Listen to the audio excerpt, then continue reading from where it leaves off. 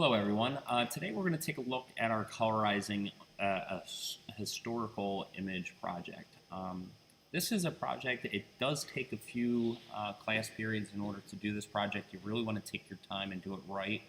There's a huge noticeable difference between this project being rushed and this project being taken very slowly and done correctly and thoughtfully. Giving a lot of thought into what colors you're using and how you use your brushes or how you use your layers greatly affects the outcome of this project. So this is how I'm doing my project. There's two different ways that I'm using my layers to show you either way. The first is called just basically just putting in a layer, adding in some color and messing with the blending options over here where the layers panel is and changing the opacity. This is the most basic version. This is something that can be easy for, say, a novice doing this. The other way, the more not complicated way, but it is the better way eventually.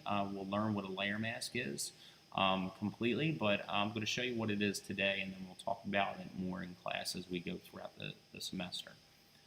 So the first thing I did with this project was I colored in the buttons and the little tassel on the shoulder. I missed this one over here. I'm going to wind up adding it in later.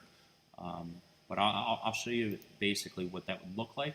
So I added a layer. I actually added what the name of the layer was. So you could just change that by just clicking on it slowly, like a little double click, and this little bar pops up and you can change the name of your layer. So the first thing I'm going to do is I'm going to click this layer back on so you can see what it looks like. I changed this to multiply and I put it about 69%. Usually bright colors do a little bit better with multiply or the actual color option. For my case, I wanted more of like a golden color, so this worked best for me. I did drop down this to about 69% opacity just because I wanted to mute the color a little bit.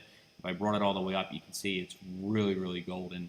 But if I drop it down to like 69, 70%, somewhere around there, there's no exacts with these, but it definitely made for a better color. The next thing I did is I came in with the jacket. You can see I did painstakingly make sure that I did not cover over the buttons with this blue. Basically what I did is I colored in the whole thing rather quickly. I did so by doing a selection.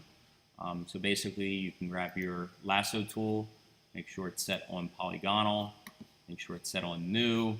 I selected out the area where the jacket would be, all the way around the broad area. I skipped around his beard. I did cover over a little bit of it, but I used my eraser to fix that. After I did that, I just used the fill bucket, which is right here, right below the lasso tool. You grab the color that you want, and you dump it in. If you see my first part of the layer, it is rather bright of a color, okay? So I'm actually going to grab this because I want to fix something later, and I need the color. I did drop it down to about 50% opacity after I switched it to overlay. You can see the difference between overlay and just normal to begin with, and dropping it down to about 50%. You can see how it's more of a muted color, which the jackets back then weren't necessarily a real bright color either.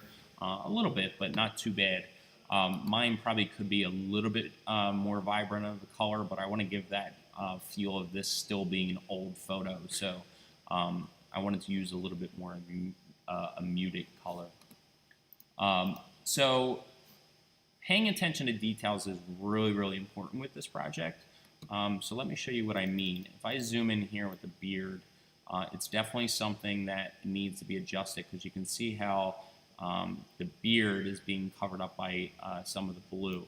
Now, if I were to really, really take my time with this, I would come in with an eraser, a really, really small eraser brush, making sure my hardness is down, and I would come in here and I would erase out all these hairs the way that they need to be. Now, that's obviously very painstaking. It takes a really, really long time.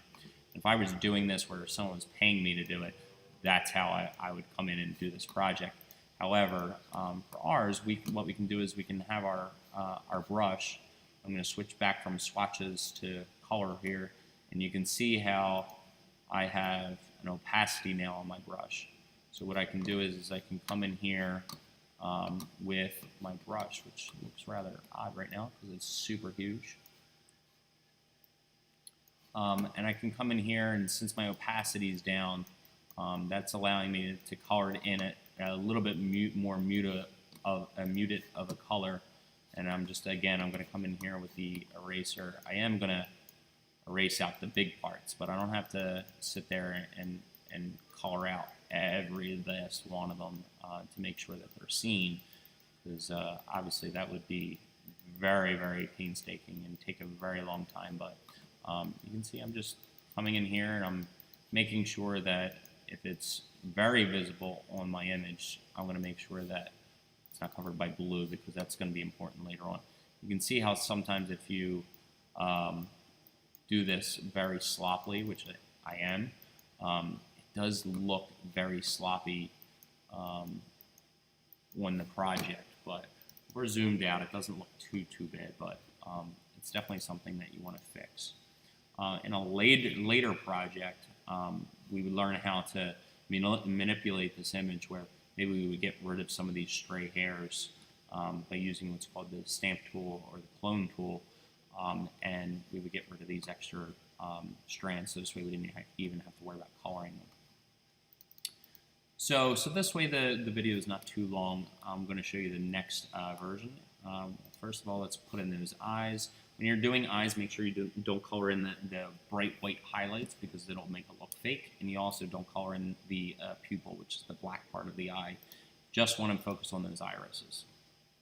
Now, the next part that's really important is the fact that we don't want to color in the face too much of a single color. And we're going to do this by doing layer masks.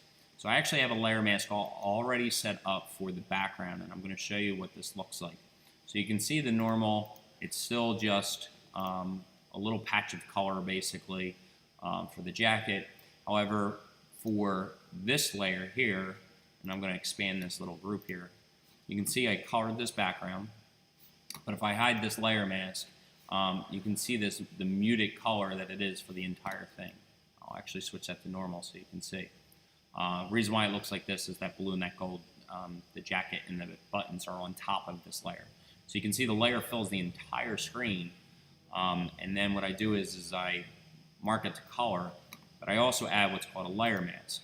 The layer mask basically works in black and white in order to hide color with black, and white to show color. And let me show you what I mean by that. So what I'm going to do is I'm going to add a layer right here underneath my eyes. I just want it underneath because if for some reason I get any bit of skin underneath, I want to make sure, actually I should put it on top, I should say. So let me click the eyes, and you can see blank layer on top of the eyes. So this way if any skin goes on top, obviously that skin would be on top of the iris. So I want this to cover the eyes if need be. So I already have a preset color that I found that I liked. So if you want a good white skin tone, switch the color selector to CMYK, switch to 2, 25, 34, 0. You can just type those numbers in and hit enter, and it'll give you that. So I really like this that color scheme in order to create a skin tone. So what I'm going to do is, when you switch, by the way, if you switch from brush to bucket, sometimes it switches the color. So make sure you switch back. So I'm going to dump this in. You're going to notice it's going to cover the entire screen. The next thing I'm going to do is I'm going to add this button right here, which is layer mask. You're going to see it does absolutely nothing. So what I'm going to do is I'm going to click on this layer, and I'm going to hit Command I for invert. Command I. So what that did was, is if we were able to see it, this layer right here, just the mask layer, has turned to black instead of being white. So when it's white, it shows the color. When it's black, it hides the color. So now what I can do is I can just come in with a normal white brush, So I'm going to switch back to my swatches. I'm going to make sure I have black, make sure I have white. And now as I color in, we make sure that we're selected on the layer mask. So make sure this layer right here only is selected. And you'll be able to see that my brush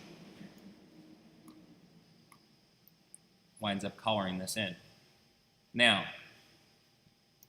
that obviously, and I'm coloring the eye on purpose, so I'll just go in and then I'll show you how to undo an area that you didn't mean to color in. This layer here, this top layer, basically is the overall color, as we know. And just like we did with the jacket and the buttons, we need to switch that. So I'm going to click on this pixel layer. So see how it highlights everything. You're going to now switch that to color or to multiply or to overlay, whichever one you see as best. And then we're going to drop down that opacity until it gives it a nice color. So I'm around 32%. That gives me a nice facial color. Now I'm going to come in back to the layer mask. And again, if I switch back to color, I can mess with the opacity of my brush. And maybe down here where there's not so much skin coming through, I'm going to just barely touch this. So this way the beard still comes through, but I don't necessarily have, I don't want to make sure, I want to make sure that not too much of the skin tone is showing, because I want that beard to appear to kind of blend in with the face. Don't go too much with opacity, because then it's almost like switching it to black, which means that you're going to hide the color. You only need to bring down the opacity just a little bit for it to work. Okay? And that's how you do a layer mask. Now, as I said, I want to switch it back where, oh, I colored a little bit on the hair, or I colored on the eyes. I'm going to switch this to black, and I'm going to come in, and with the black, I'm going to color over that spot that I accidentally did, such as the eyes or that hair up there. And notice by just coloring on black on this layer mask, it switches it back to what the color, or no color at all. Basically, you can just keep on building this until it works the best. Remember, faces aren't just one solid color. If you look at yours, like a real close picture of yours, you're going to realize that there's other skin tones. So I added in a little bit of this pink that's here. Notice I didn't even use a layer mask. It was one of those things I just kind of added in. You want to drop that opacity down a lot. Usually the corners of the noses, there's a little bit more of like greens and reds. Reds because there's more blood vessels in corner areas. So we want that to be a little more flush. And even like cheekbones, like so if you're doing like a model or someone like something like that, like a lot of students have done Marilyn Monroe in the past. She obviously would be wearing makeup, so you want to make sure you do eyeshadow, blush on the cheeks, lipstick, different things like that in order to make sure it comes out right. So you can see just by adding that little bit of color there, that helped. I'm going to add this one back into a little bit. It's more of like a deeper color, almost like as if he was just on the battlefield and his face is a little dirty and gritty. I added that color in. But again, you just keep messing with this until you get something that you really like. And don't forget about areas like here where flesh tone's up here. Flesh tone needs to be down here on the hands. So I'm going to go back to this layer, make sure I only click on the layer mask. I'm going to come in with a white brush, and I'm just going to make this larger brush so this way I can do this area real quick. You can see how sometimes just doing a little brush real quick like that works. And then I can come back in with the black and fix those areas a little bit closer that I messed up. Now, I'm really good with keeping, or my hand-eye coordination with keeping the brush steady, so a lot of times I can do things a little bit quicker than you do, so make sure that you're taking your time and zooming in and doing smaller brushes where you need to. Just as one last little quick hint to make sure that you're watching this video, I'm going to give you a shortcut. Next to the P button, there's two buttons to the right.